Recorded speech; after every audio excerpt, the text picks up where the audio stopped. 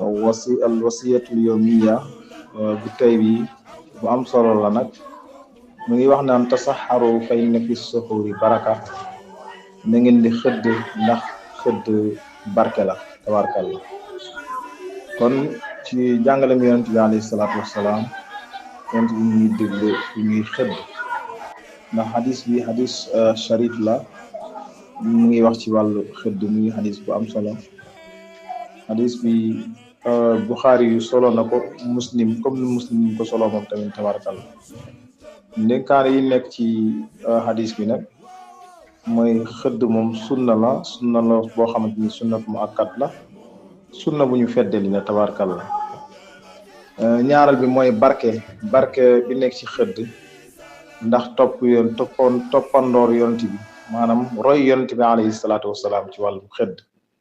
kon xëdd bul wax ne man duma xëdd ndax xëdd daf may sonal, jël benn tàndarma rek nga lekk, wala nga xaaj tàndarma bi, wala nga naan tuuti ndox, wala nga ñam tuuti rek, benn ñam boo mënti ñam ci ñam yi dagana lekk yi, boo ko defee rek roy nga ci yonent bi alayhi salaatu wassalaam. kon ki nga xamante ni dafay toog du xëdd bokk la koo xamante ni dafay xëdd. ku xëdd moo ëpp yool koo xamante ni xëddul tabarakallah. kon mbokk yi, xëdd am na barke bu ci nekk boo xamante ni nekkul ci ñàkk xëdd.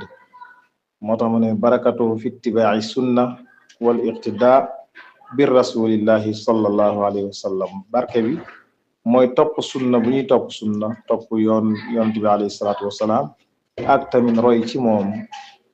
ak tamit ñettal bi mooy ragal yàlla bi nga xamante ni mu ngi ci wàllu koor. kon yàlla buur yàlla ñu ngi ñaan yàlla mu nanguñu suñu koor ak suñu tarawih yiñ ciy def tabarakallah, ak yeneen yiñ ciy def ci yu baax. shukran lakum wa salaamu alaykum wa rahmatullah.